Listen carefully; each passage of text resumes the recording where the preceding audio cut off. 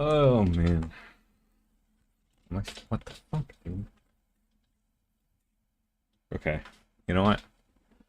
From now on, I'm just going off of the assumption that it's gonna go immediately live because sometimes it just does things and other times it doesn't. It like holds on to the stream. Okay, so it like broadcasts to my uh YouTube studio privately. But then when I go to but you need to, it's for people to see it publicly, you need to what do you call it?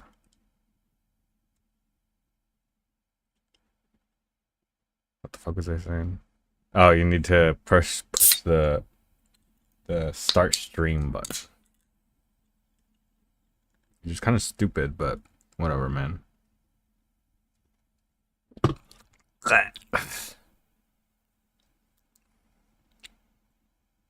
Huh. Yeah, High Noon tastes like seltzer water, but worse. Like flavored seltzer water. Or flavored seltzer. I don't know. Dude, I think someone's hacking my PC or some shit. Because I think my icons are swapped. Like the shortcut button is switched to spyglass things. I gotta wonder. Oh, fuck. So, today, we are gonna be using some AI or something, I think. Okay, so I had this idea, right? Had this idea for a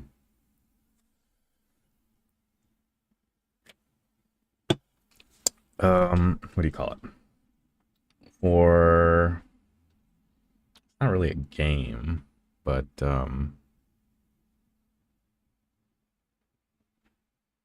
like a tabletop role playing thing. It's like, okay, wait, hold on. Let's see if I can remember the name of it. I think it was like okay, it was fuck. Okay, wait. D&D all alternatives. It wasn't Pathfinder. It was like some open source thing.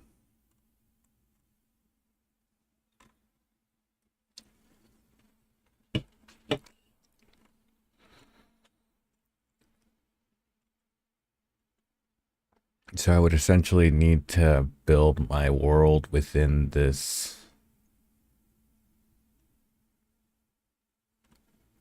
Is it Gups? Chups or something like that?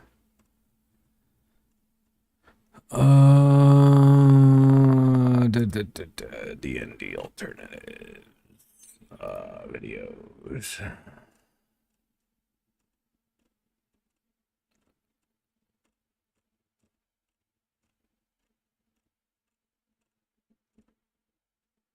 Oh wait, whoops. You guys can see what I'm looking at. There it is. I'm gonna there. Yeah, there you go.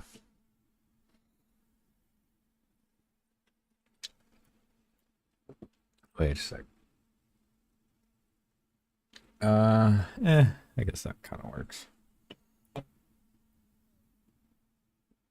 There you go. Okay. So I guess D&D alternatives. What the fuck was it? What was it? What was it? Play something better. Um, um, um, um, um, um.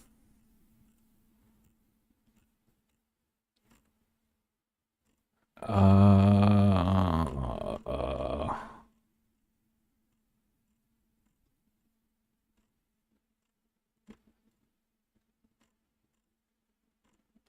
Wait.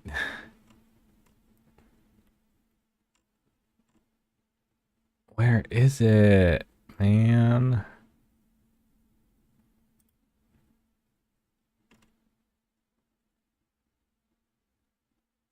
Rollmaster. It's not Rollmaster.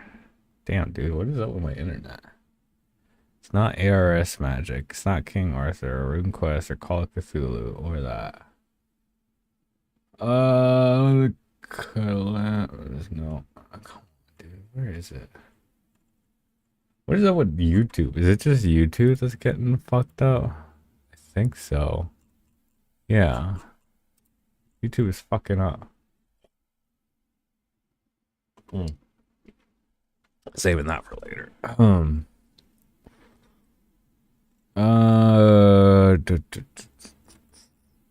Okay, wait.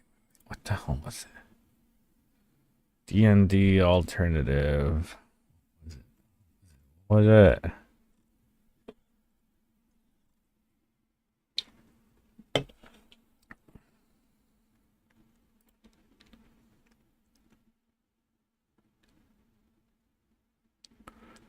Okay, wait. What was it? Gups?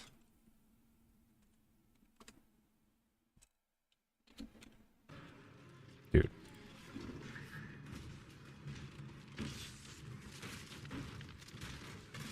Have you been chasing a game where Grr. the story leads and the dice decide your fate? Shut the fuck up. GURPS. It's GURPS.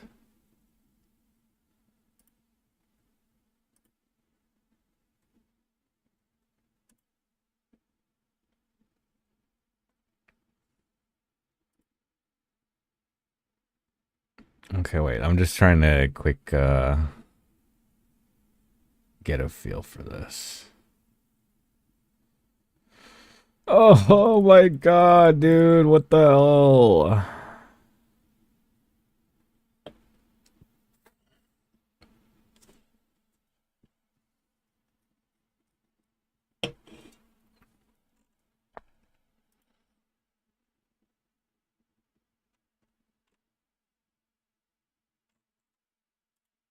Oh my god. Why is YouTube so fucking slow? Is it just me or something?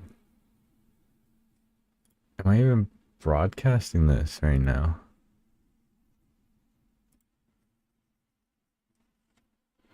Oh my god.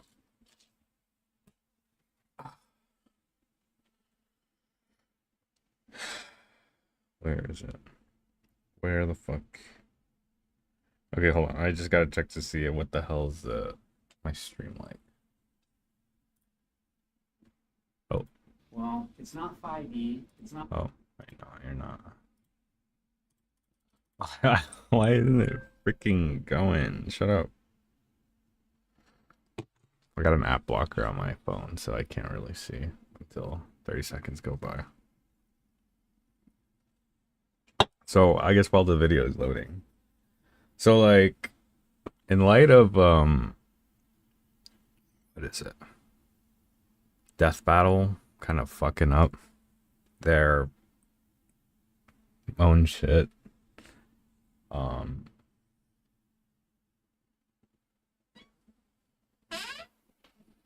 It feels like they kind of fell off pretty badly. And Yuji versus Denji, dude. No shot Denji wins. I think they even used the wrong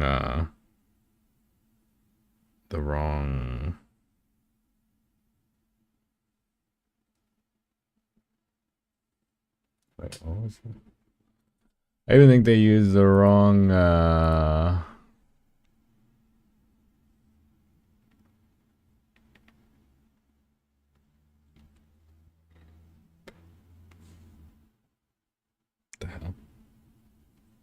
the wrong chainsaw, man.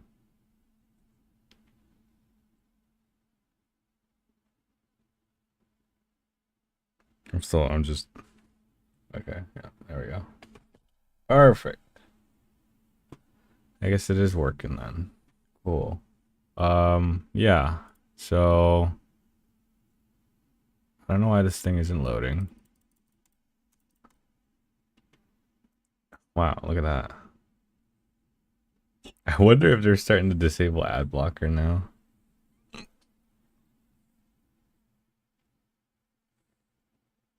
Oh, that might be it. Because I'm on an ad blocker and they're trying to fuck me up, man. Come on, give me something.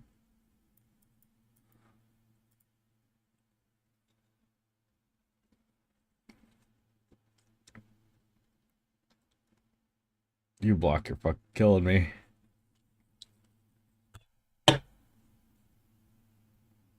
Come on, you block.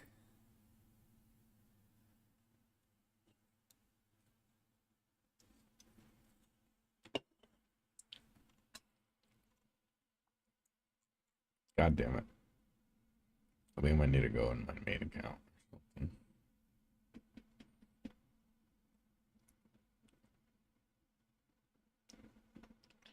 Ah, such a pain in the ass, dude. It's literally on my fucking thingy, okay? It should work. Okay, give me a sec.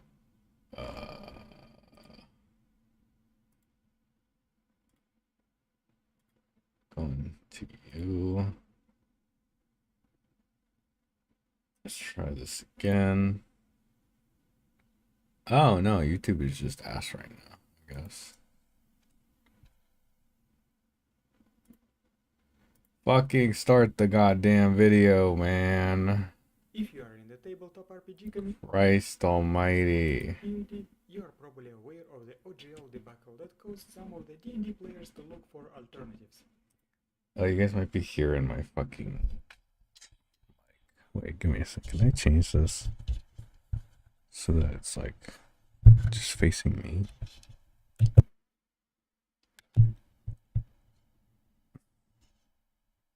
Maybe that worked.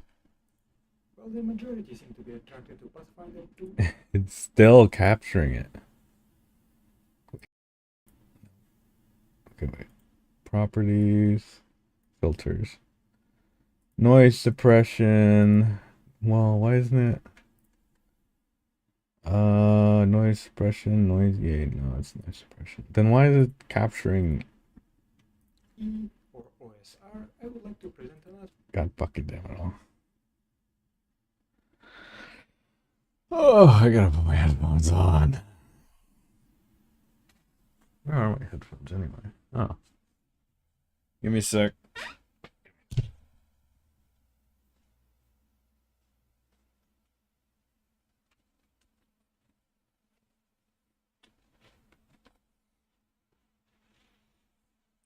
Then let me just switch the audio to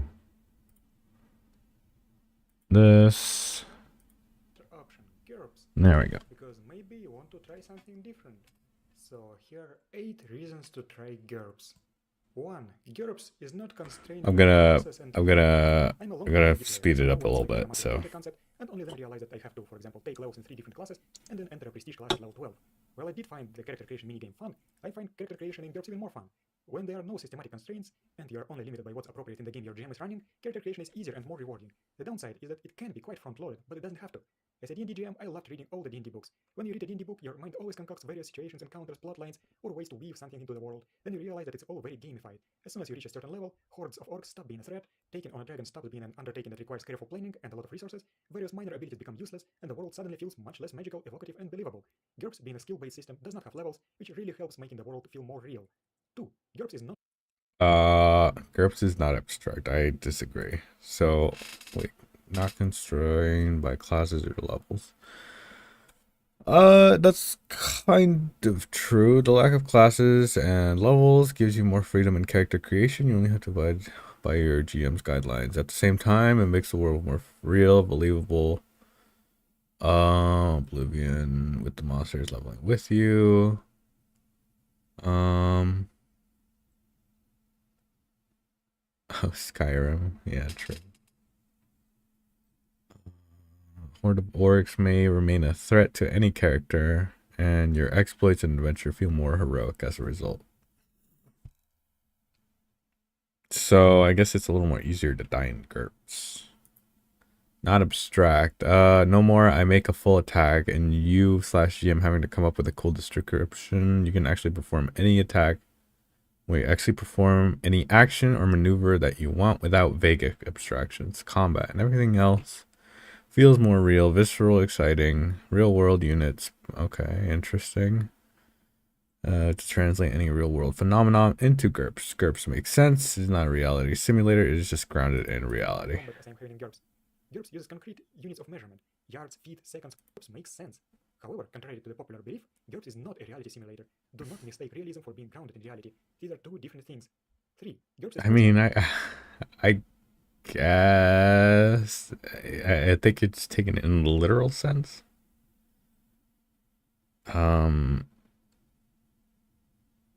But I mean, it does break the concepts further down into like unnecessarily smaller parts, I think.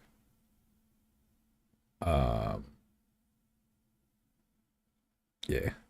Mistake realism for being grounded in reality. These are two different things. Word. As a GM, it encourages you to think about the game and the settings. What tone are you looking for? What power level are you looking for? What do you want in your game and what do you not want in your game and why? The modular toolkit nature of GURPS means that nobody really is playing the same way, even if the genres are the same. Every GURPS game is different as every GM works to make a perfect fit for himself and his group. Some might see that in a negative light, but I think it is great.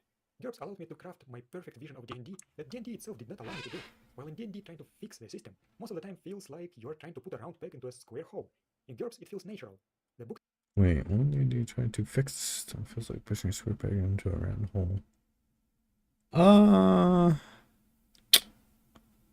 I guess that's kind of true. If you need to rework just like a small part of like the magic system, then like it kind of just snowballs into a lot. GURPS, I can't remember how it plays, so I can't really. Themselves encourage you to do it and tell you how to do it. Some might see that as work, but I find it enjoyable. I don't know. Books are Just well yet. researched. GURPS books have a reputation of being well researched. They in no way read like textbooks. Sources. I have read many GURPS books from start to finish without ever getting bored. I learned a lot of new stuff thanks to them, and many of them are useful in other TTRPG systems. 5. Your D&D books are not useless. One of my favorite parts of GURPS is just how easy it is to adapt content from other systems. And even if you're not interested in the content, you can just use the lore. I still have a large library of D&D and Pathfinder books. Finally, I have to say that despite everything I have said before, GURPS is simple. But I should say that it's simple during the game, because for example, adjusting the system for your personal requirements, designing content, balancing it, choosing the right options might take some time and work, and it has a learning curve. But once the game is running, it's just rolling 3d6 and comparing it to some number. That's simple. And then comparing it to. Right? 7. A lot of helpful material for new players. If you're getting into the system now, then you are in luck. It might have been more difficult before, but nowadays you have a lot of great material and guides on how to get started. Aside from what you can find on my channel, there's a great series of video tutorials by Chris Norman. I will link his playlist in the description. And if you do not want to do any work and want a D&D experience, you might want to check out Dungeon Fantasy RPG, a pre-packaged GURPS-based game with only the parts you need and without anything else. But as always in GURPS, there are many ways to skin a cat, so that's definitely not the only way to do things. 8. Excellent VTT support. Many players play tabletop RPGs nowadays only online, and GURPS has excellent VTT support. I'm speaking of course about Foundry and its fan-made GURPS module. Chris Norman has a series. Wait, really? Oh, supports hex grids will work with GURPS. Roll20 works fine, but Foundry VTT. Okay, interesting. But that's simply not true. Just read the book and you're going to be fine. GURPS requires you to. It's not as impactful as I think it ought to be. Just read the book and you'll be fine. GURPS require a lot of reading, especially for the GM. Does not have any complicated math. GURPS does require some work. There's no GURPS, so that's already. Okay, so sorry. I don't know why I didn't think of like explain what exactly how AI pertains to this. I guess so like my brother is like very into world building and we were recently talking about like the death battle between Denji and Yuji. Like from their respective series like Chainsaw Man and Jujutsu Kaisen. And we were kind of just going on about like how Twitter is just absolutely molding at the fact that yeah, that apparently Denji won that, when it feels like Denji was given an unfair advantage. And so it got me thinking, like, how would a researched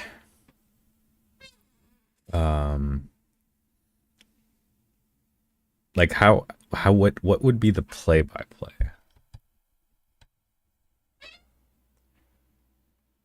Sorry, I'm kind of need a burp.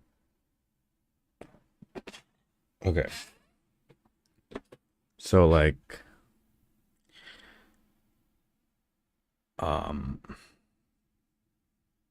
so they essentially just compare these feats to each other, where I feel like, I mean, where I do like the fact that they, okay, I don't know if they still do this because I haven't watched the Death Battle myself, but actually, you know what? How about let's look that up. Death Battle.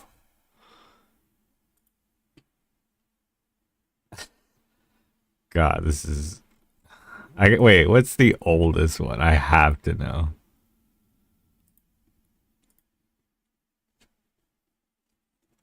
Damn.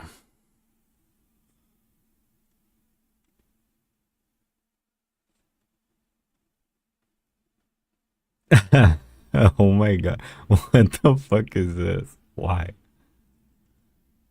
Zelda versus Peach? How would you even measure that?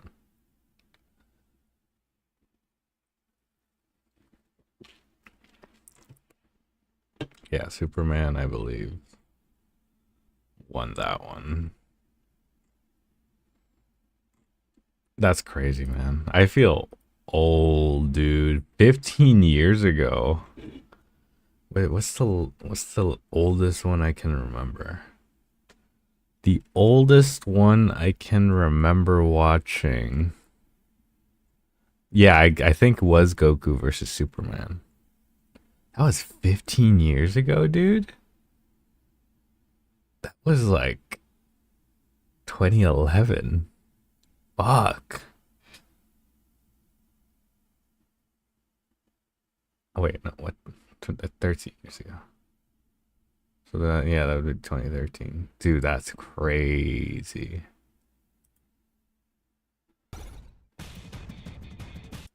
Years old, he was trained by Master Roshi and Kame-sen Ryu, which pushes a person to superhuman levels. Complementing his Saiyan biology, Goku's superhuman strength, speed, and senses skyrocketed. He developed numerous fighting techniques.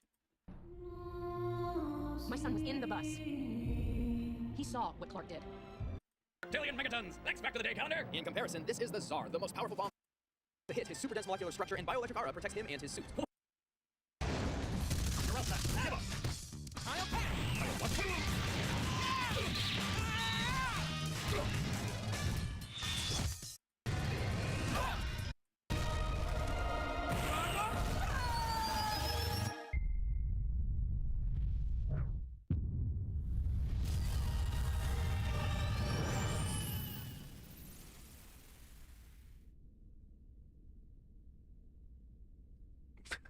that fucking animation, dude. It's over. It's finally over. We never have to hear about it again. Indeed, Superman may not be as tenacious as Goku, but sometimes tenacity only prolongs the inevitable. Superman's power is insane. He can even patch up holes in reality just with his own static electricity. Goku did not understand Superman's connection to the sun and would not think to teleport him to a red star. Even if he did figure it out, he would run the risk of teleporting into a blue star, which actually increases Superman's power. And if Goku destroyed the sun, the supernova would blast all the way past Mars and incinerate him. So it ultimately comes down to who is stronger, faster, and tougher.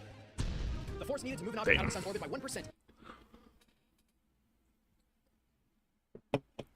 Wait, they made a Gojo versus Makima one? Dude, that's nuts. Gojo had to win that one, right? Right.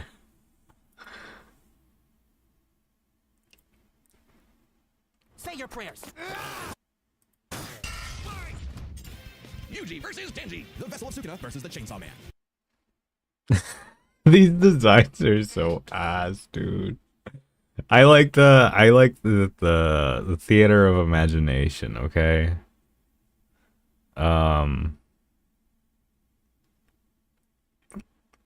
Yeah, I'm just like and these aren't even that. He's Wiz, I'm Boomstick, and it's our job to analyze their weapons, armor, and skills to find out who would win a death battle. No, I don't like it. I don't like it.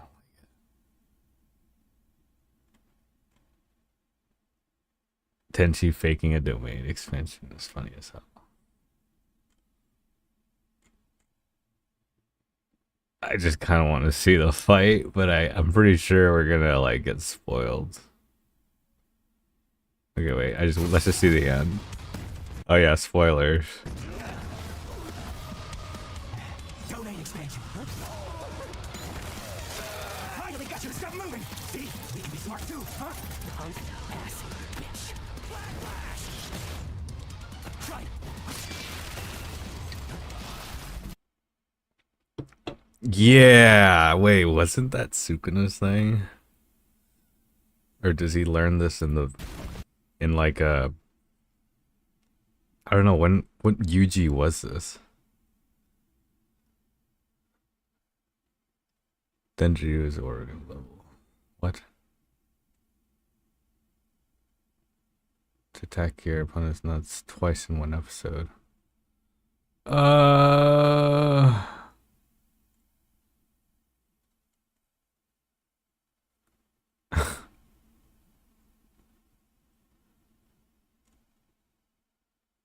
That is not the Yuji domain. Nah, you can't just read. What? Yuji never had Sukuna's domain. Black Flash increases damage by a power of 2.5. Stated module of your Yuji. Used a ranged version of his scissors technique. All of this is LARP. This is satire, but it does annoy me how underdone this fight is done in terms of research.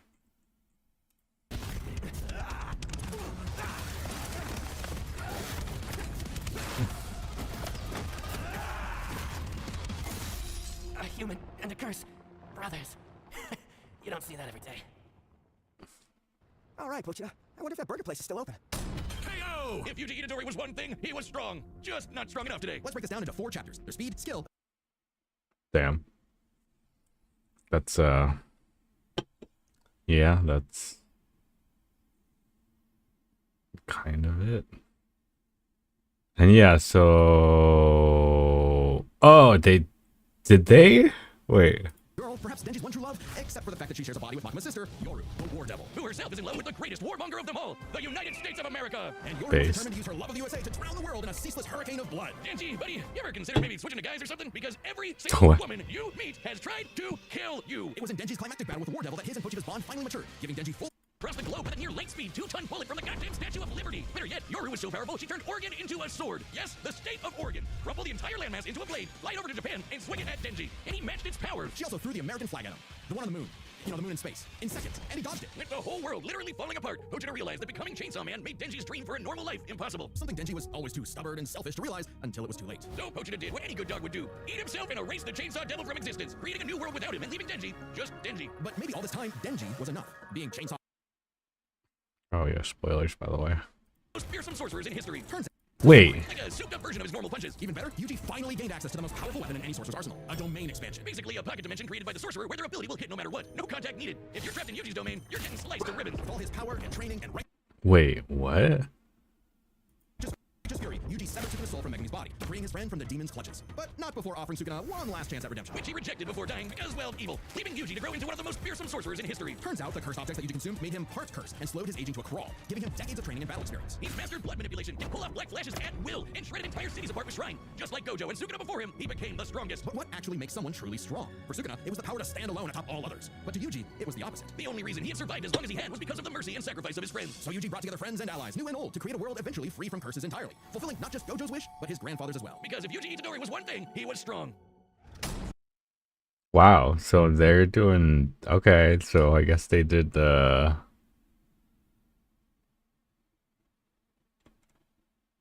final phase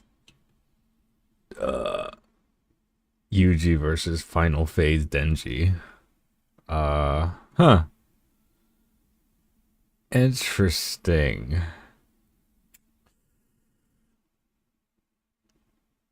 I mean, then I think that should be okay. Hold on. Fuck, now I need to read both of these fucking mangas.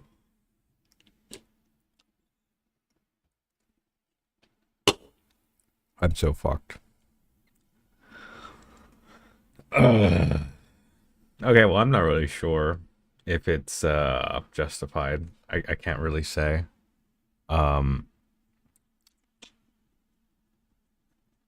Yeah, but okay, so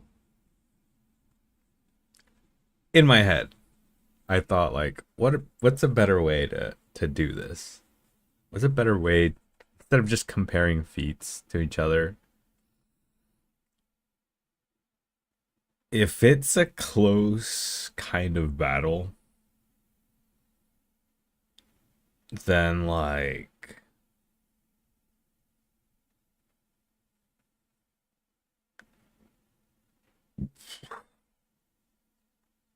how is it settled? Like if they're like equally skilled, there was like a death battle that like caused a lot of controversy a while back. They're doing a lot of JJK, huh? What's their recent ones actually?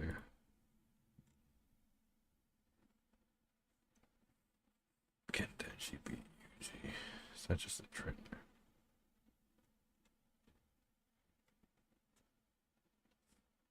Oh yeah, fucking Bakugo versus Reze.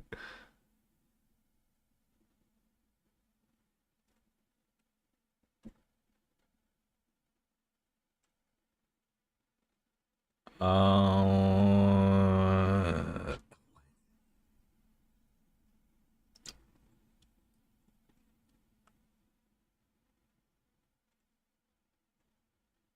Blade versus Buffy. Ruby versus Maka.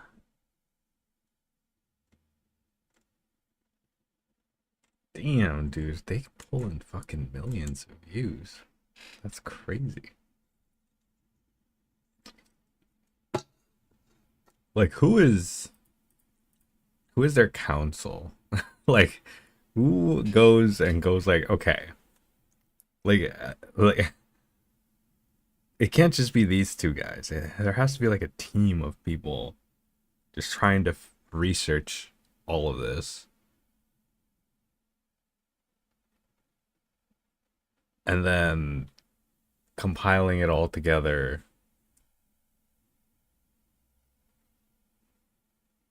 Uh,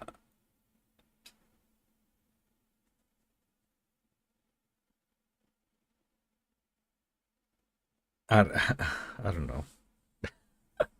Dude, I do not have my head screwed on straight or something because I feel like I'm having so many brain farts all in one session. Oh,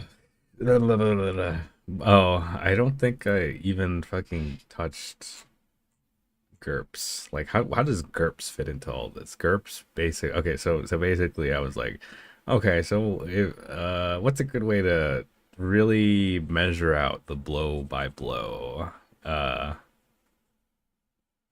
and run it through like a simulation?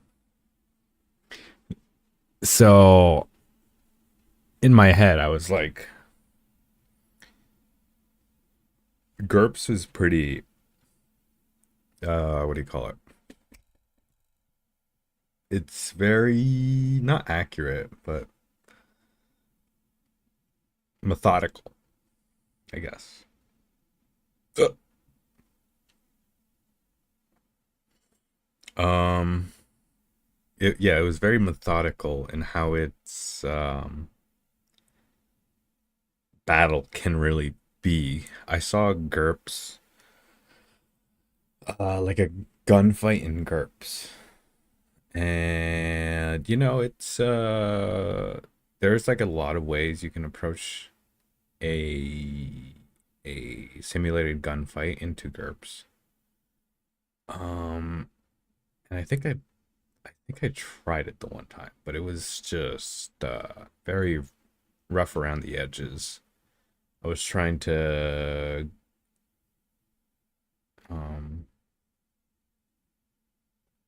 really figure out like a good way to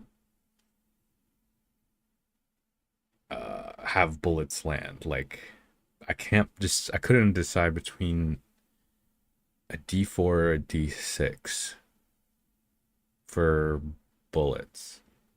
Cause like if you get, I guess if I did things backwards where it was like the 1 means it's a critical hit.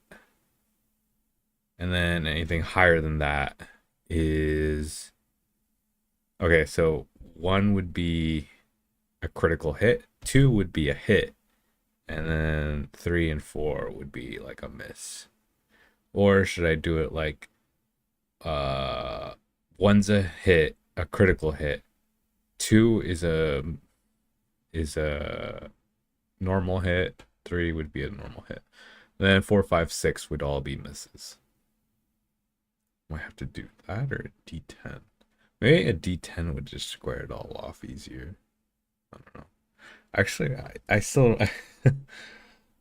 man, it's been so long since I've tried to mess with GURPS. I think it's been like 3, 4 years. I kind of just fell off of tabletop games entirely.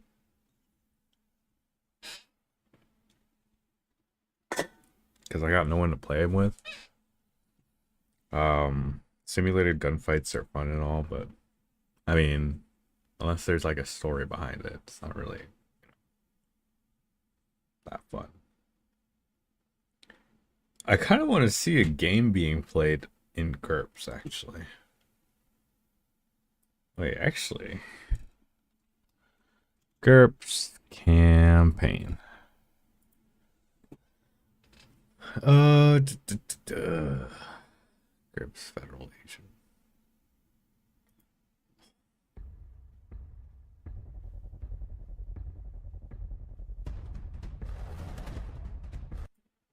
Yes, because you're first on the avatar list. I haven't actually located anything indicating what I am actually doing here. Description, notes page, very bottom. Nothing there. Yeah, I got plenty of description there, just not a description of why he is here. You're the everyman guy. I was just trying to make it up. Various reasons. That was in the what the GM said. Yes, if there's nothing in particular in your note stuff, then you're just here because this is where you got stuck. You were heading somewhere else. Is there like an online Well, GURPS tracker? I'll actually share the pictures for everyone. That way you can see. I suppose from everyone else's perspective, they won't know a whole lot about this guy, except he looks like he Okay, wait. is already. I need a combat encounter. It's failed by 2, so is that a +2 on the freight check? Yes, so put 2 in the modifier and then roll. Could be worse. All right, lose 4 fatigue, and 1d seconds of stun. Damn. Yep. 1 second stun.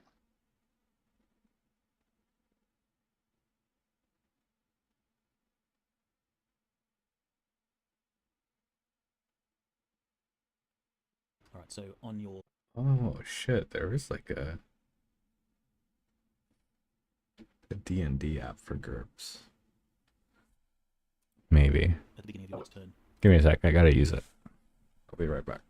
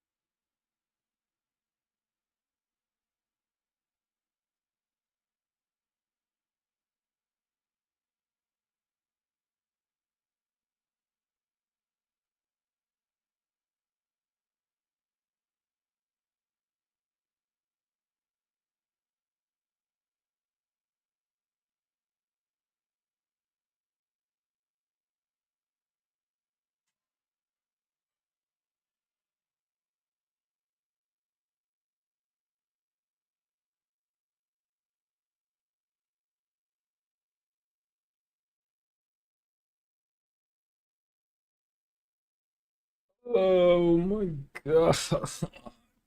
Alright, what the hell was I doing? Oh yeah, I want to see a combat round real quick. You spend this turn being stunned, so in the beginning of next turn, you'll be out of stun.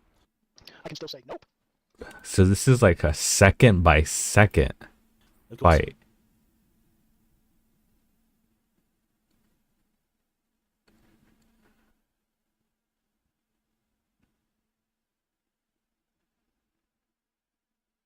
Alright, so Nadine is likewise stunned.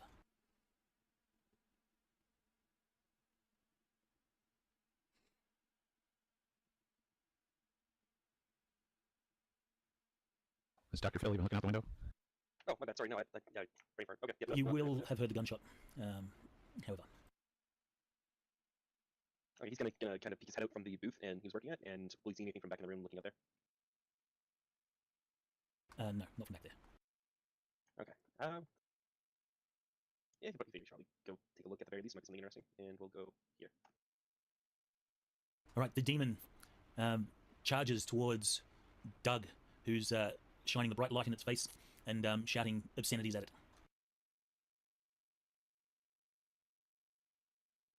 As it runs past Will, it will attempt a movement attack, trying to cut him down.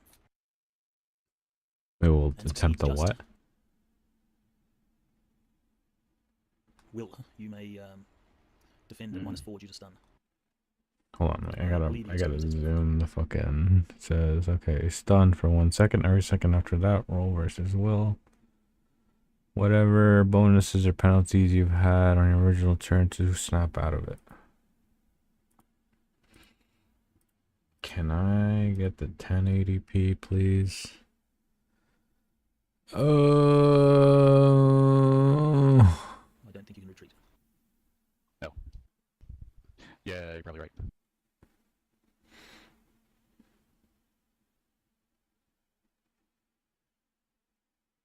So that will be 6. Let's see, that is not a major wound. Well, let's get the, actually, no, I'm doing nothing here, so I'm gonna be out of it for a few rounds. Alright, advance the tracker. Claws success by 7. Alright, Doug, this demon seems to be charging you and Nadine. Demon is charging. Nadine, it seemed to have taken some offense to your bright light and verbal abuse. Yeah, I guess this is where the journalism code of ethics gets you killed. Yeah. This is probably Doug's dream, and he is going to get the shot. But he's also going to hold on to the only idea he has, even though it's a bad one, and that is to continue yelling, "The power of Christ compels you! Power of Christ compels you!" Alright, are you making any movements? Why? Heading back towards the restroom or anything? Oh, not restroom, rest stop. Stepping up over Will if I can. So wait, oh, I guess these guys don't have attacks? Strength, dexterity, IQ, which is not relevant here apparently. Dodge, parry. Oh, it has parry points. I don't know what HT is.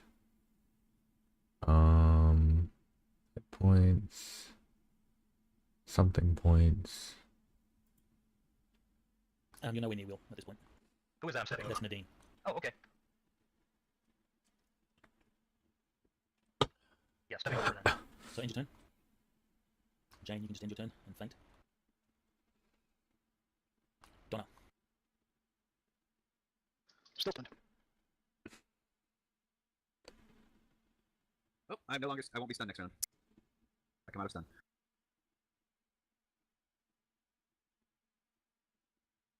Alright. Doctor is going to walk through the doors, see that McDermott is down, and go over and try to wake her up. Alright, end your turn. The demon will slash at the camera that Doug has on his shoulder filming.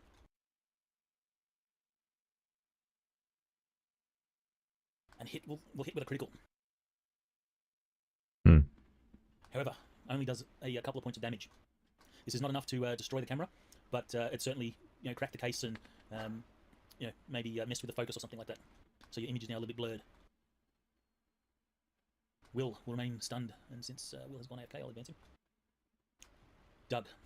It's depressing when your turn comes around again that fast. Shit, this is it. What do you do? Monsters are real and you've got the proof right in front of you.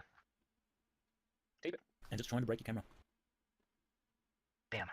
I have this thing called intuition on the character sheet. And I was never going to get to use it. But right now, Doug has a choice of trying to shove the cross his arms are making into this thing, or continuing to get the shot. It looks like basically two choices, and I'm supposed to make an IQ roll in secret, and you're supposed to modify it based on the number of choices. Okay. I will add an extra choice to that. Retreat to safety. Oh yeah, that. Okay, so what's Doug think is maybe the best thing to do? All right, you have a lot of things going through your head. You remember the stuff that Dr. Atkins was saying about demons, how they're invulnerable to damage unless you find their particular weakness if they have one? Yeah.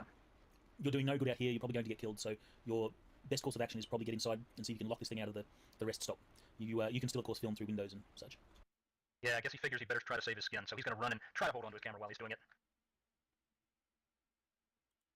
Okay, yeah, so then I guess the monster has all the attack. I wonder, do they even have like a shove action?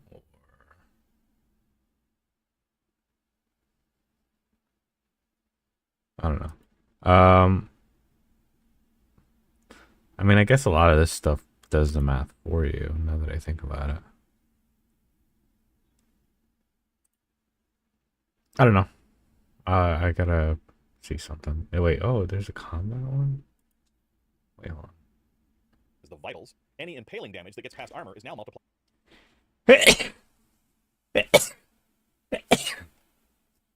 Excuse me. By 3. This is the wounding multiplier based on location. So the nude version would suffer 36 points of damage and be at a minus 17. Ouch. The armored version would fare a little better and only suffer 18 points of damage. The plate armor has a DR value of 6, but they'd still be down to 1 hit point. Okay, a few things here. First, you don't have to use all these rules. A lot of people don't use the wound multiplier. Wait, by location. Okay, hold on. People run across the room, switch weapons, stab someone in the gut, and then take a bonus action to drink a potion. I'm joking, of course. I don't actually know if D&D allows you to do that in a single round, but I know that GURPS does not. In GURPS, each round, the player chooses a maneuver. This is the 1-second action that their character can take that turn, but more on maneuvers later. The next thing, there's no initiative in GURPS. Well, there is, but it refers to when both sides are surprised. What D&D calls initiative order, GURPS calls turn order, and it's fixed.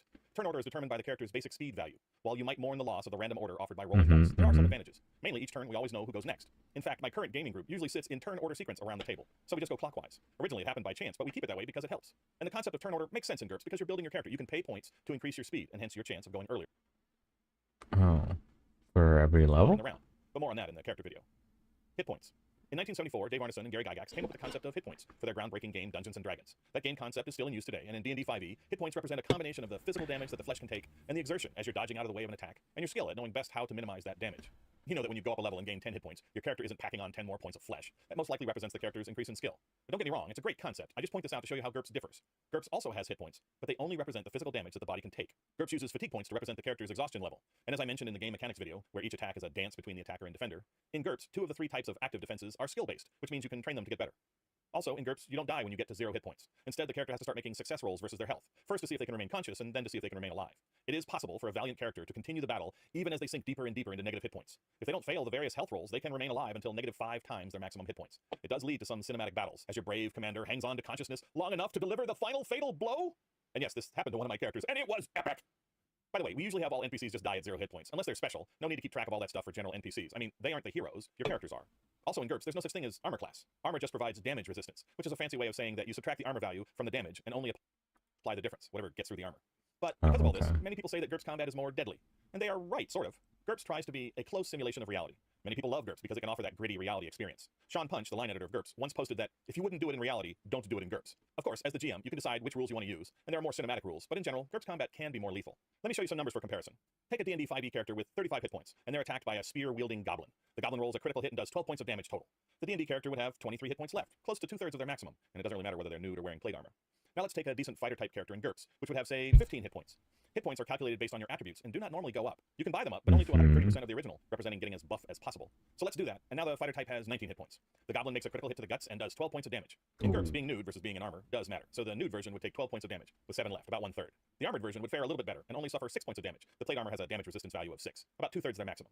But as the D&D character gains levels, the goblin becomes less and less of a threat. The GURPS character is already at their maximum hit points, so no matter how experienced they become, the goblin will always be trouble. So if your players are expecting to wade into a room of low-level creatures and just slaughter them all, they have to be aware that one of those poor little creatures might reach out and get lucky. Again, don't get me wrong, I'm not trying to say... Yeah, that's like the main draw, dude. It's like if I were to try and like do a campaign that was solely focused on gunfights, D&D kind of, I mean, it doesn't, I feel like it would have to be modified pretty heavily, and it wouldn't really be D&D at that point. So then GURPS is literally like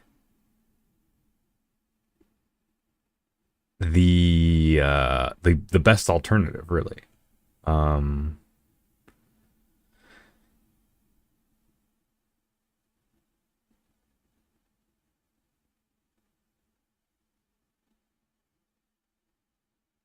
Yeah, so then like every action would have pretty drastic consequences depending on like how you spend it. And yeah, like you said, if you wouldn't do it in real life, do not do it in GURPS. So I mean, you would not want to like run out in the open and get, you know, like run out from cover and just spray the enemy with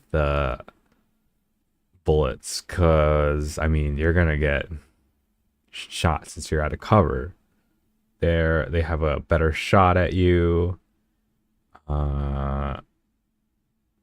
Maybe if it's like higher ground, if they're on higher ground, then I guess you're shooting at a disadvantage. Maybe even if it's dark out, that would also play a factor somehow. Wait, hold on. Let's one keep system is better than the other. I'm just trying to warn you that GURPS combat has some fundamental differences from D&D. To sum it up, combat rounds are 1 second long. Players choose a maneuver each round. Turn order is fixed. GURPS hit points only represent physical damage. Okay. To gritty reality. Let's go to each round, the active maneuvers. player chooses a combat maneuver for their character. There's a whole list of combat maneuvers, and my suggestion is to start small. Whoa. From sitting to kneeling to crawling and lying prone. Damn, dude. Don't worry about that. Yeah, it looks huge, but really we could start with just 5, trust me. And then add in more as they become more familiar. Remember, this is just a suggestion. The whole idea is to show you that GURPS combat can be easy to play and yet offer complex tactical decisions. Out of all the maneuvers, we'll start with ready, concentrate, move, attack, and aim. That's it. The ready maneuver is basically the 1 second utility action. You can use it to ready your weapon or grab a potion from your potion belt or pick up your shield. Whatever the GM decides is reasonable for 1 second. You would use the concentrate maneuver when casting spells or using superpowers that require concentration. The difference between this and the ready maneuver is that if you're attacked while concentrating, you'll need to make a success roll versus your willpower to maintain the concentration. A useful tactic against enemy spellcasters. The move maneuver allows your character to move up to X number of hex, yards, meters, based on the character's basic move value. They're all basically the same. The attack maneuver allows you to take a step, which is move 1 hex, yard, meter, and then roll an attack skill, assuming you're standing within range of an opponent. If you succeed, then your opponent gets to roll a defense. There are 3 active defenses: dodge, parry, and block. But to start out, you can just use dodge. You don't need to worry about the rest. However, if you use one of the character creation tools, these values are calculated for you, so it's not hard to use them. And then finally, the aim maneuver. When attacking with a ranged weapon, one of the modifiers that I suggest adding is for the range. It just makes sense. It's harder to hit something when it's farther away. You add the range modifier to your attack calculation to see if you would hit. The GURPS basic set has the default range table, but the Monster Hunters 2 supplement offers a more cinematic range table, which I prefer, but either works. This is where aim comes in. All ranged weapons have an accuracy number, which can be added to the calculation to help offset the negative range modifier. Here's an example. An archer is aiming at a target that's 7 hexes, yards, meters away. Using either range table, this would be a -3 to the attack. If the archer is using a longbow that has an accuracy of 4, then an aim maneuver will give them +4, for a total of +1. So this archer can attempt to hit the target 7 yards away, assuming they take 1 round to just aim, and then shoot the second round. It's a fair trade-off for the fact that someone who's shooting a ranged weapon is usually not being attacked, and that's a good start for maneuvers. Let's add a few more things like modifiers for defense. Being attacked from the side normally gives you a -2 to the defense, and being attacked from the back gives you a -4. If you use these modifiers in your combat, then your players can simulate the D&D 5e flanked position. It's not exactly the same, but they're similar in that it gives your players incentive to try to maneuver their characters into the right positions. And there you have it. You can create a really nice combat with just those maneuvers and those 2 defense modifiers. Done. Of course, it's a little stilted because you have to move and then attack next round. Well, we can add another maneuver. Remember, however, to do this in stages. Each of these stages is logical, but presented to a brand new player, it could become overwhelming. That being said, you've been warned. The next thing I would add is the maneuver called Move and Attack, which is an unfortunate name, so we nicknamed it the Charge Attack, and you'll see why in a bit. What the Charge Attack does is it allows you to move your full movement and attack instead of just one step. But you must attack at a -4 to hit, and no matter what value you come up with, your effective skill maxes out at 9. But now your characters can race into combat and haphazardly attack their opponent. Now that you have the Charge Attack maneuver, you could introduce another thing, Extra Effort. Extra Effort are modifiers that you can add in certain situations that cost fatigue points. We haven't really talked about fatigue points yet because there really has been no use for them, except now. Our group routinely uses 3 of these Extra Effort modifiers. Heroic Charge. Pay 1 fatigue point while performing a Charge Attack maneuver. This is why we renamed it from Move and Attack. And if you do so, you don't suffer the -4 to hit, nor the maximum skill value of 9. Now your players can charge across the room and stab anybody they want, but only so many times, because fatigue is now another resource that the players must manage. Personally, I think it's a great level of complexity to add. Instead of just being one big bag of hit points, you now have to manage hit points that characterize physical damage, and fatigue points that characterize enemy usage. Enemy? Energy. Feverish defense. That's actually pretty smart. Okay, wait, so I'm trying to imagine like a gunfight here. So I see, I close my eyes. I see, okay, you have a horde of bandits shooting at you from across the street. You're hiding behind cover. Let's say you do not have a gun. One of the bandits approaches you, and I guess you would use heroic charge to attack it, but in doing so, you lose fatigue points. I feel like in that case, you would have to have like there would have to be like stages to fatigue, I'd say. So stage 1, I guess it would kind of work. No, not even close to spell slots. There would have to be, so let's say this character has like 10 fatigue points. So from 10 fatigue points, they use 1 for heroic charge. And let's say a little down the line, he overwhelming power, let's say that's a thing, where it like guarantees, or maybe it adds like a modifier to your attack roll, and you would do it at an advantage because your heroic charge caused you to tackle them to the ground or something like that.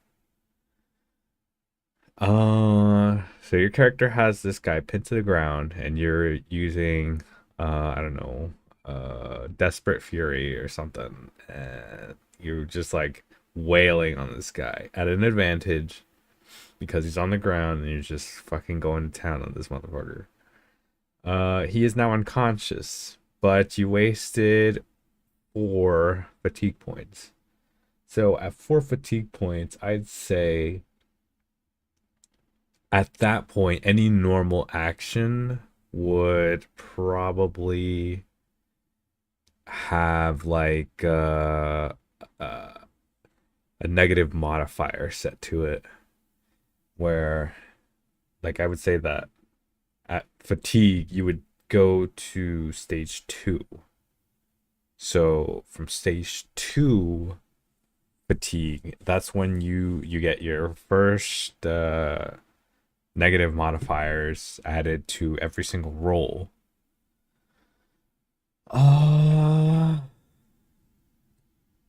Yeah, and as you go further down, I think fatigue would probably have to affect almost everything you do. Just about, I think.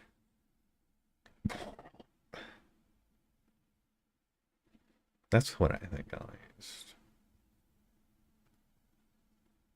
I'm trying to think of a use case where fatigue would not affect it. Because even like when you're dead tired, I feel like you get tunnel vision pretty bad.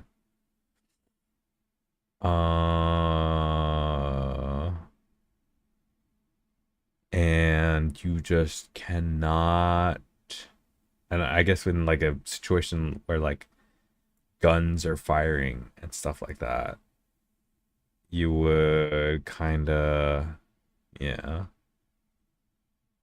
Maybe if you were to use a preparation action to negate that modifier. So like, I'm trying to picture it. Yeah, if you remain calm, they're firing across the street, and then you finish beating up this guy. He drops his gun. You now have a gun. It is a submachine gun. It fires this amount of bullets, per second. So this is how many times needs to be rolled, to see if any of your bullets land. So I will take aim at this one person. No, at these two people, and just kind of sweep my gun to them, or in their general vicinity.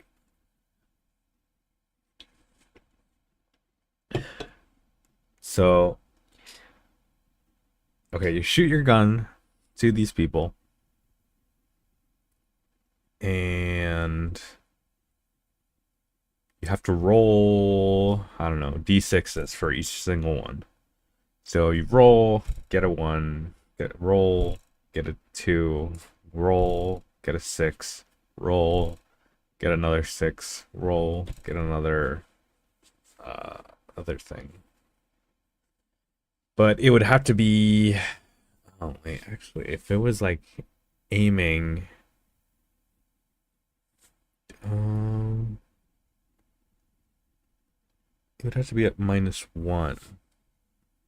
So I feel like that would have to be like for everything, basically.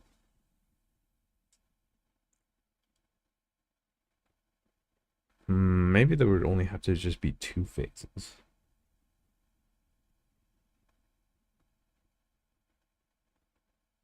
So like with maybe over 5 fatigue points wasted, you would have to, because like it wouldn't make sense if like you're like at stage 3, maybe that's like 8, 9, and 10. When you're down to like basically like 3 or 2 fatigue points, maybe that's when at the point where you're like just dead tired and you cannot aim and you cannot move well. I think that's when I guess those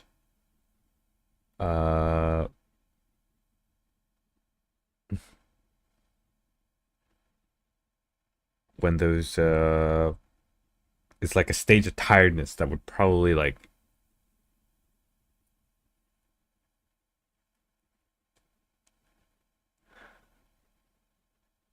that, I don't know, maybe a D20 would work,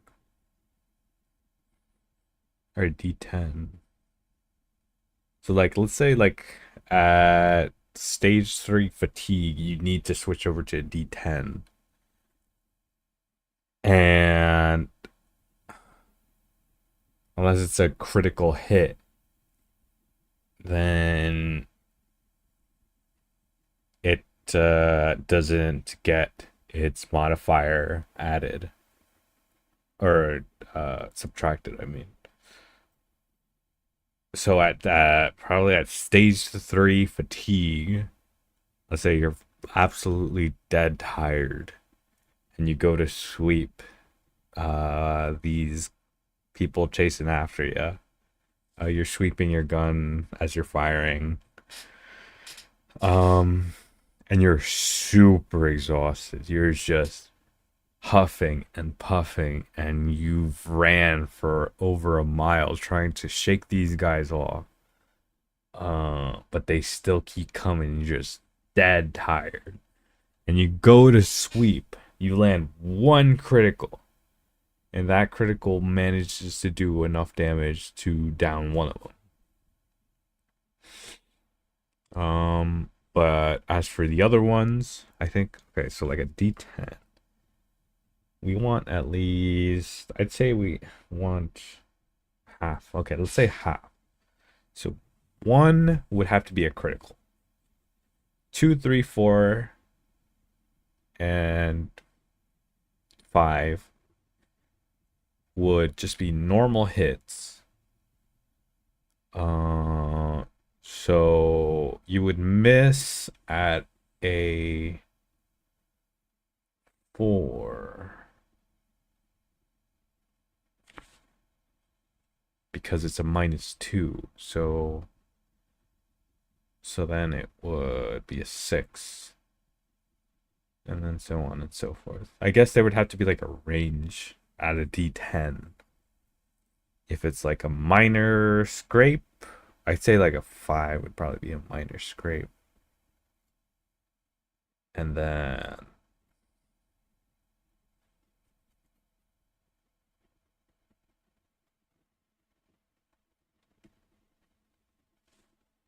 but that would kind of completely eliminate the moderate. I don't know. I'm coming up with my own system at this point. Hold on, wait. Gotta use the bathroom.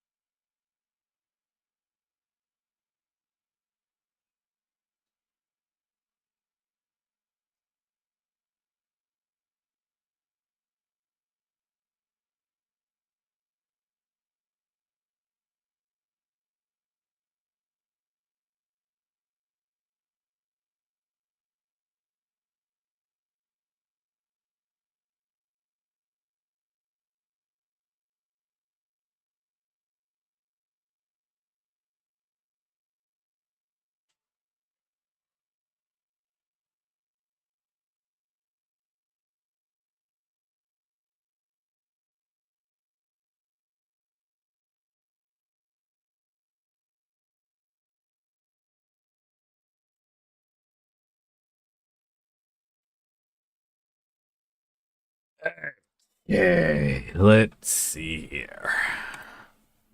Pay 1 fatigue point before attempting an active defense, dodge or parry or block, and get a +2 modifier. A really useful trick if you're about to get skewered. Mighty Blow. Pay 1 fatigue point before rolling damage and add 2 more points of damage. Easy. Okay, right there you have a decent amount of complexity, which can make a very interesting tactical combat, as your players have to manage their hit points and fatigue points, and hopefully it's not too many rules. Of course, you can add more.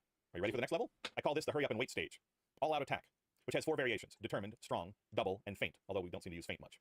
All-out attack strong is nice because it gives you the added damage, just like the Mighty Blow extra effort does, but without the cost of the fatigue.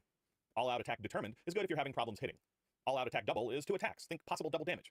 But the downside to all of the all-out attacks is that you get no defense. Until your next turn, you cannot actively defend against an attack, which means if an opponent attacks you and they succeed their attack roll, you get no defense roll and must take the damage. Seem crazy, right? Well, it gives you yet another thing to think about. Is your opponent focused on another target and maybe not thinking about you? Could you use the double attack or the strong attack to do enough damage to incapacitate them before they have a chance to hit you? This is another level of complexity for your players. It's a gamble. Would it be worth it? It does make the combat a little more interesting. We'll also add all-out defense, which can either be a +2 to 1 defense roll or allow you to roll 2 different defenses like parry and dodge. We call this the oh shit maneuver. You're basically trying to stay alive and hope that your party can save you. And then finally, the wait maneuver. This is simple enough. You specify some event, and if that event occurs before the start of your next turn, you can perform the response. But you need to specify the event and the response up front, like, I'll make an all-out attack strong if someone steps within range, or I'll pull this rope if I see any orcs. With this, you can simulate D&D's attacks of opportunity, plus other things, but your players need to make the choice. Do I do a charge attack now and spend my last fatigue point to make a heroic charge, or do I wait, and if they come in range, can I spend my last fatigue point on an all-out attack with Mighty Blow? That should be enough, right? Combats can be pretty complex with these rules. But if you're looking to add more, add change posture. GURPS understands 3 basic postures: standing up, kneeling or sitting, or lying on the ground or prone. And they each have modifiers to attack and defense, based on what posture you're in. If you start to care about posture, it can be effective in combat. In GURPS, it takes 2 rounds to effectively go from prone to standing. So if you're able to knock an opponent to the ground, then they're a lot less effective as they spend a round or 2 trying to get back up. It introduces new combat tactics. Instead of trying to hammer the bad guy in the plate mail, what if you just trip him up and knock him over? And once you've added posture, you could add the active defense called dive, which they should have named hit the dirt, which is dodge +3 against ranged attacks, but you must end up prone. Or instead, you could add the maneuver deceptive attack. This allows you to trade some of your attack skill to reduce the defense roll of the opponent. So for every -2 you take to your attack skill, the defender takes a -1 to their defense skill. The martial arts supplement has a similar version for ranged attacks called predictive shots, or leading the target. It's basically the same math. For every -2 you take to your attack, the defender gets a -1 to their dodge. That's basically the level of combat maneuvers that we use in our regular GURPS campaign. Occasionally we pull out some of the more esoteric maneuvers, but 99% of the time we stick with what's above. But there's still more complexity you can add to combat. Yeah, right, like you need to add more complexity. It turns out the various different damage types, like cutting or crushing or impaling or piercing, have different wounding multipliers. This means that once the damage gets past the DR, the damage resistance, the armor, whatever is left over is multiplied by the wounding multiplier, rounded down, and then applied. Crushing has a wounding multiplier of 1, which means that any damage that gets past armor is just multiplied by 1, no big deal. But cutting has a wounding multiplier of 1.5. So if you do 4 points of cutting damage, and the opponent has damage resistance of 2, then 2 points of damage make it through the armor, multiplied by 1.5, and that gives you 3 points of damage. Given our original hit point example, the GURPS fighter type with 19 hit points and the goblin with the spear, the goblin makes a critical hit to the guts, doing 12 points of damage. The nude GURPS character would take 12 points of damage, but since it's to the gut, also known as the vitals, any impaling damage that gets past armor is now multiplied by 3. This is the wounding multiplier based on location. So the nude version would suffer 36 points of damage and be at a minus 17. Ouch. The armored version would fare a little better and only suffer 18 points of damage. The plate armor has a DR value of 6, but they'd still be down to 1 hit point. Okay, a few things here. Wait. Okay, wait. How does it win? How does that work? 1, which means that whatever is left over is have different wounding multipliers. This means that once the damage gets past the DR, the damage resistance, the armor, whatever is left over is multiplied by the wounding multiplier, rounded down, and then applied. Crushing has a wounding multiplier of 1, which means that any damage that gets past armor is just multiplied by 1, no big deal. But cutting has a wounding multiplier of 1.5. So if you do 4 points of cutting damage, and the opponent has damage resistance of 2, then 2 points of damage make it through the armor, multiplied by 1.5, and that gives you 3 points of damage. Given our original hit point... Hold that. Wait. Okay, wait. So, 4 cut. So, minus your armor. Through the armor, multiplied by... So that leaves with 2, multiply that by 1.5, so 3. And that gives you 3 points of damage. Given our original hit point example... Oh, 3 points of damage. The GURPS fighter damage. type with 19 hit points and the goblin with the spear. The goblin makes a critical hit to the guts, doing 12 points of damage. Okay, so they would do 12 points of damage. Would take 12 points of damage, but since it's to the gut, also known as the vitals, any impaling damage that gets past armor is now multiplied by 3. This is the wounding multiplier based Oh, okay, so she doesn't have any armor, so then... on location. So the nude version would suffer 36 points of damage. Yeah, that's And pretty be at a bad. minus 17. Okay, gotcha. The armored version would fare a little better and only suffer 18 points. Yeah, because she has armor on. Yeah, I would. Still, times 3? Points of damage. The plate armor has a DR value of 6, but they'd still be down to 1 hit point. Okay, a few things here. That's First, we don't nuts. have to use all these rules. A lot of people don't use the wound multiplier or wound multipliers by location rules just because they don't want to have to do more math. It's not hard math, but if you don't like to figure out 9 minus 3 times 1.5 equals 9 on the fly, then be wary. Or keep a calculator nearby, or a cheat sheet like this. Or play your combat sessions in our GURPS Game Aid for Foundry, where our damage calculator does all this math for you. Secondly, it turns out that having combat be more lethal also makes the combat more memorable. There are no easy combats in GURPS. There's always a chance that someone might shoot an arrow in your eye and explode your brain, no matter how high level you are. Which actually happened in a game I was running. The characters were battling a giant crocodile, and I was pretty certain I was going to be able to eat a few of them, when Jules' archer aimed for the crocodile's eye, rolled a critical hit and near maximum damage, and basically exploded its head. Combat over, and the cheering erupted. Okay, that's enough. I know we were well past the complexity boundary of most new GMs. In the link in the description is a Google Doc of our combat cheat sheet, which we print out in color, double-sided, and then laminate it and hand it out to everybody. It has more than what's been discussed in this video, and I wouldn't use it yet, at least not to start. Start small and add in what you feel comfortable with. You can have very exciting combats just using the first few stages that I've described. I think the biggest change for a D&D player is that rounds are just 1 second. To reasonably find a potion in a pouch, open it, and drink it would be 3 ready actions. Yes, 3 whole rounds. Finally, if you've made 3 whole rounds. As an avid board gamer and RPG gamer, I love to make GURPS combat very tactical.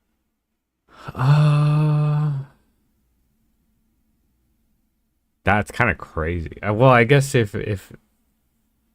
the attacks are, I mean, if the rounds are fast, I think they were kind of fast in the previous game we saw, right? Lock this thing out of the rest stop. You can still, of course, film through windows and such. Yeah, I guess he figures he better try to save his skin, so he's going to run and try to hold onto his camera while he's doing it. I don't know how far he can get. Or what happens to him when he tries to run around this thing. Nothing, he just runs. Alright, end your turn. Oh, okay. He doesn't take an opportunity attack. And sleep some more. Is it +1 per turn? As that should have expired. So you can roll on this time. Yeah, but do I get a +1 against my second roll or +2? I can't remember.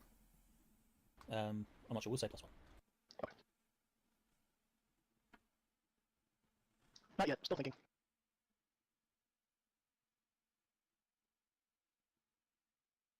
And she thinks to herself, as Doug just runs off, leaving her behind, it's like, oh great, how chivalrous.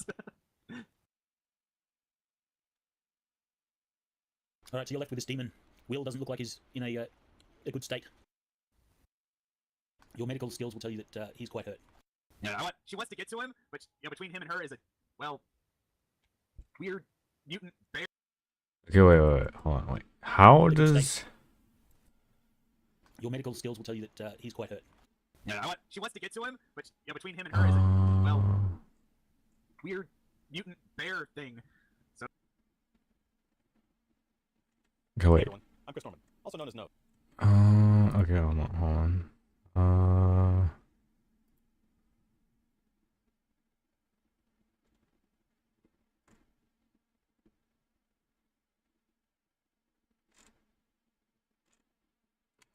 Select playlist. Hey everyone, I'm Chris. Okay, comma. So wait, how does fatigue work? Did they ever say I'm that? Chris Norman, also known as dodge, parry, and block. But to start out, you could just use dodge. You don't need to worry about the rest. However, if you use one of the character creation tools, these values are calculated for you, so it's not hard to use them. And then finally, the aim maneuver. When attacking with a ranged weapon, one of the modifiers that I suggest adding is for the range. It just makes sense. It's harder to hit something when it's farther away. You add the range modifier to your attack calculation to see if you would hit. The GURPS basic set has the default range table, but the Monster Hunters 2 supplement offers a more cinematic range table, which I prefer, but either works. This is where aim comes in. All ranged weapons have an accuracy number, which can be added to the calculation to help offset the negative range modifier. Here's an example. An archer is aiming at a target that's 7 hexes yards meters away. Using either range table, this would be a -3 to the attack. If the archer is using a longbow that has an accuracy of 4, then an aim maneuver will give them +4, for a total of +1. So this archer can attempt to hit the target 7 yards away with a +1 modifier, assuming they take 1 round to just aim, and then shoot the second round. It's a fair trade-off for the fact that someone who's shooting a ranged weapon is usually not being attacked, and that's a good start for maneuvers. Let's add a few more things like modifiers for defense. Being attacked from the side normally gives you a -2 to the defense, and being attacked from the back gives you a -4. If you use these modifiers in your Wait, program, then your players where can is named the charge attack, and you'll see why in a bit. What the charge attack does is it allows you to move your full movement and attack instead of just one step. But you must attack at a -4 to hit, and no matter what value you come up with, your effective skill maxes out at 9. But now your characters can race into combat and haphazardly attack their opponent. Now that you have the charge attack maneuver, you could introduce another thing, extra effort. Extra effort are modifiers that you can add in certain situations that cost fatigue points. We haven't really talked about fatigue points yet because there really has been no use for them, except now. Our group routinely uses 3 of these extra effort modifiers. Heroic charge. Pay 1 fatigue point while performing a charge attack maneuver. This is why we renamed it from move and attack. And if you do so, you don't suffer the -4 to hit, nor the maximum skill value of 9. Now your players can charge across the room and stab anybody they want, but only so many times, because fatigue is now another resource that the players must manage. Personally, I think it's a great level of complexity to add. Instead of just being one big bag of hit points, you now have to manage hit points that characterize physical damage, and fatigue points that characterize enemy usage. Enemy? Energy. Feverish defense. Pay 1 fatigue point before attempting an active defense, dodge or parry or block, and get a +2 modifier. A really useful trick if you're about to get skewered. Mighty blow. Pay 1 fatigue point before rolling damage and add 2 more points of damage. Easy. Okay, right there you have a decent amount of complexity, which can make a very interesting tactical combat, as your players have to manage their hit points and fatigue points, and hopefully it's not too many rules. Of course, you can add more. Are you ready for the next level? I call this the hurry up and wait stage. All out attack, which has 4 variations: determined, strong, double, and faint, although we don't seem to use faint much. All out attack strong is nice because it gives you the added damage, just like the mighty blow extra effort does, but without the cost of the fatigue. All out attack determined is good if you're having problems hitting. All out attack double is 2 attacks, think possible double damage. But the downside to all of the all out attacks is that you get no defense. Until your next turn, you cannot actively defend against an attack, which means if an opponent attacks you and they succeed their attack roll, you get no defense roll and must take the damage. Seem crazy, right? Well, it gives you yet another thing to think about. Is your opponent focused on another target and maybe not thinking about you? Could you use the double attack or the strong attack to do enough damage to incapacitate them before they have a chance to hit you? This is another level of complexity for your players. It's a gamble. Would it be worth it? It does make the combat a little more interesting. We'll also add all-out defense, which can either be a +2 to 1 defense roll or allow you to roll 2 different defenses like parry and dodge. We call this the oh shit maneuver. You're basically trying to stay alive and hope that your party can save you. And then finally, the wait maneuver. This is simple enough. You specify some event, and if that event occurs before the start of your next turn, you can perform the response. But you need to specify the event and the response up front. Like, I'll make an all-out attack strong if someone steps within range, or I'll pull this rope if I see any orcs. With this, you can simulate D&D's attacks of opportunity, plus other things. But your players need to make the choice. Do I do a charge attack now and spend my last fatigue point to make a heroic charge, or do I wait, and if they come in range, can I spend my last fatigue point on an all-out attack with mighty blow? That should be enough, right? Combats can be pretty complex with these rules. But if you're looking to add more, add change posture. GURPS.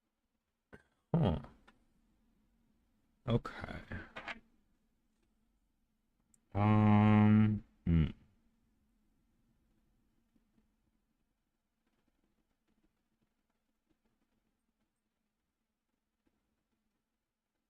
So, okay. I was originally thinking that, like, Death Battle could somehow use this aspect of TTRPGs to, I guess, simulate their combat.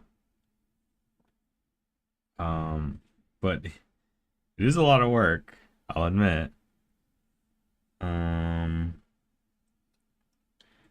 There's, like, I feel like you would kind of need to have like at least like 5 fights to really, you know, like even out, or like best, what is that, 3 out of 5 you know? So it would kind of just be like in this simulation, Denji won. This simulation, Yuji won.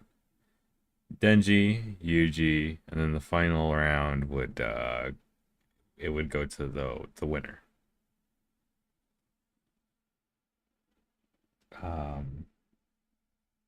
Or more so the victory would go to the winner of the last round. Yeah, you know what I mean. I just feel like I need to be better spoken about that.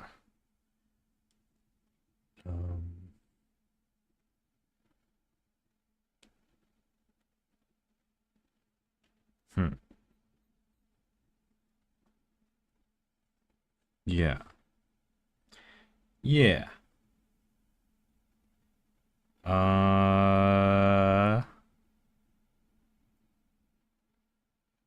You know, AI gets okay.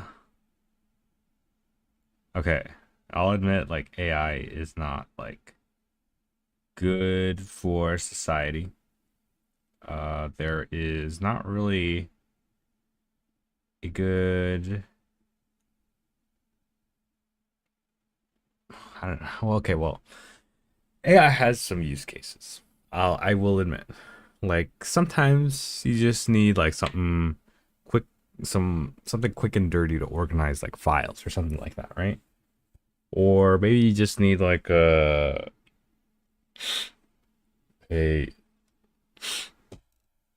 what do you call it? Maybe you just need like a simple someone that takes phone calls and needs like a simple service delivered like oh, I would like to get my security system offline, or oh, I want this on the menu, and oh, I want this on that menu, and you need to deliver it here to this address. And you know that can work perfectly fine. And of course there are gonna be like some bugs here and there, but I mean, you know, that's just AI for you, you know.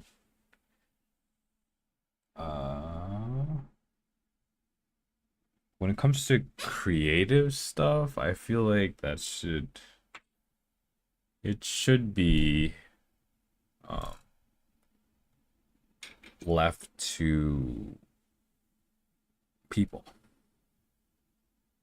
It feels like yeah, it feels like we automated the wrong things a little too quickly. Because like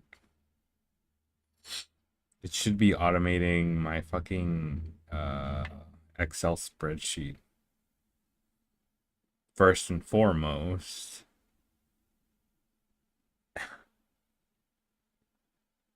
Like I don't know if we maybe fucking what do you call it? Mid-Journey was a mistake. You know, 'cause now anyone can be an artist. I see it every single day. More and more logos are just AI generated. I'm so glad Sora AI went down. But that just leaves a power vacuum. Someone is gonna take up that mantle because there's money in it. And when they do, the content farms will be back. And we'll be back to business as usual. Yeah, AI has kind of ruined a lot of things. It has ruined companionship. It's ruined learning. It's ruined so many young minds, honestly. Like I see it more and more. AI is the easy way out. It is having the jack of all trades do it for you. But in the end, it's not. there's just, it is the master of none. Even if you specialize the AI, there will always be flaws. If you really zoom into it, you will find it right away.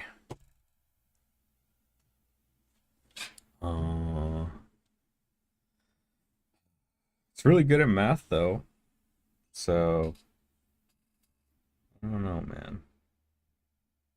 Running a simulated kind of like it. I feel like I feel like death battles can be kind of mathematically simulated with GURPS, you know.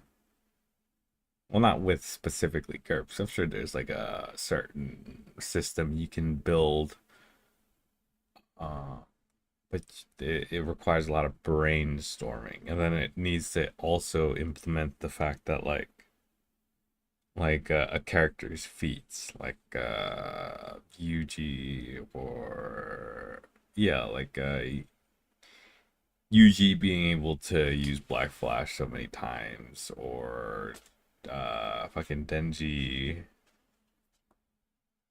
being able to maneuver his chains to do certain things, or I don't know, him being able to tank certain attacks.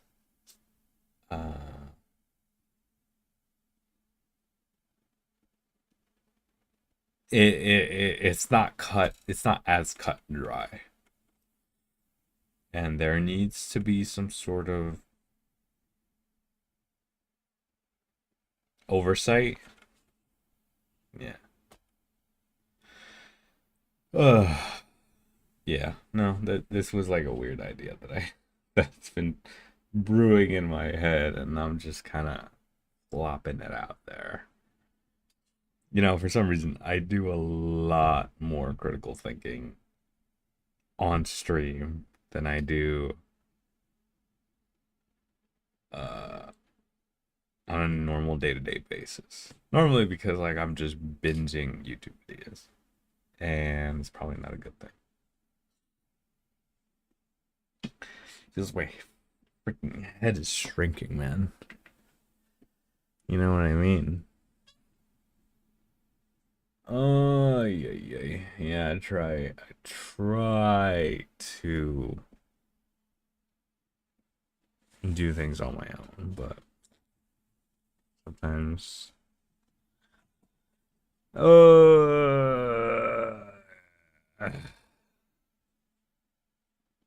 I just need, you know what I need? I need to take like a sabbatical off of YouTube or something. I think streaming is like,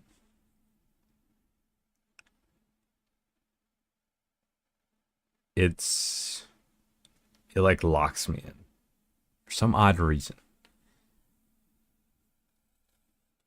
It is more probably because like I'm zeroed in on trying to figure out a way to communicate my thoughts. You know, something. Okay, I know this is like completely off topic, but I mean, it's getting close to the end of my stream anyway. So I will say that it is so weird that like I can like every time I do one of these streams, the very next day I am so much more talkative. And I'm pretty sure I said this in a previous stream, but it's like I know it for sure now.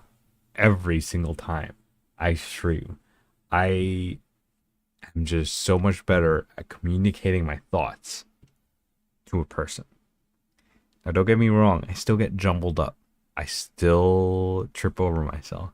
But it's just so fascinating to me that how quickly the anxiety just leaves my body as soon as I don't know what I'm going to say, but I know that I can think through it at a reasonable pace. It is like, it's life changing, dude. I'll be honest. Like my last stream, I don't know what happened to me, but I feel different. I feel like I can be a little more talkative to, like I can actually engage a conversation rather than waiting for them to engage it to me. And the anxiety in the back of my head is growing smaller and smaller. It's so fascinating, man. And I love it. And it feels like I'm getting somewhere. It honestly really does. I was really thinking about getting into like some volunteer work too. Just because like I feel like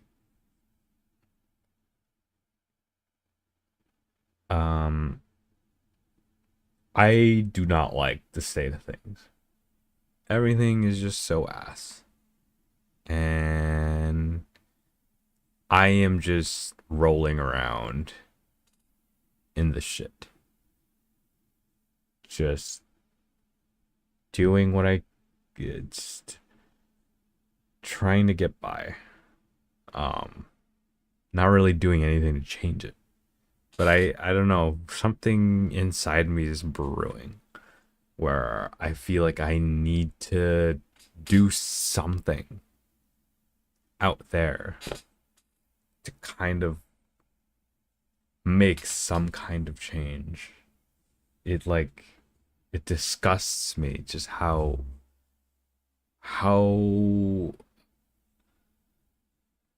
uncaring people can be, like littering, or just like I don't know, but when people are mean to each other, it's just so it's like I think society should be a certain way. I think to get ahead, we need to come together as a collective rather than be so individualistic that we're just selfish and we just think about ourselves. And in turn, we make the world a shittier place because we prioritize ourselves rather than everyone else. And because we're so individualistic, we are, yeah, we prioritize ourselves. We're shit people. We do not like the other people that are also individualistic, because that's how we're all, I guess, been conditioned to think. Put yourself first, fuck the rest. So when someone steps on your toes, you just fucking go ham on them. Because they probably have the same mindset as you, where you're thinking, fucking, fuck you, I was here first, or, fuck you, who do you think you are, or, yeah. I don't know, man. It feels like, if I want, like, I feel like a hypocrite sometimes, because I think that, like, we would be together as a collective, and yet at the same time, I prioritize myself overall, except for the rest of my family, because family, I would think family comes first and then I come second. I am actually starving myself for my mom, and I am kind of going broke because she needs money. But anyway, yeah, it is I don't know, man. I don't know. The world is so messed up right now. And it's strange to be having this conversation during like I acknowledge the fact that this is a strange conversation to have while we're talking about like tabletop RPGs. Okay, it is like what the fuck are you on about, dude? I'm talking about GURPS just a moment ago. But I don't know, man. I'm just wrapping up my stream, I guess. I don't know. It's be the change that you want to see. Contribute to your communities, dude. Because sure, at the end of the day, you want to try and get ahead. But I feel like it's that mindset that got us here in the first place. Like, take our housing, for example. Everyone just keeps hoarding properties like they're fucking money makers. Because they are, but to the next generation, it's like, I'm trying to start a life, okay? And I need a house to do it. How the hell can I afford a fucking $200,000 home? Oh, man. I don't know, man. I'm just mad. I'm very mad. It seems like the previous generation has made out like bandits and has left us in the dirt. And, you know,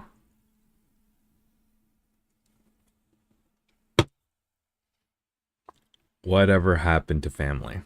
Whatever happened to the collective? We are, if Christian values is really what they believed in, then where's the love, man? Where is it? I don't know.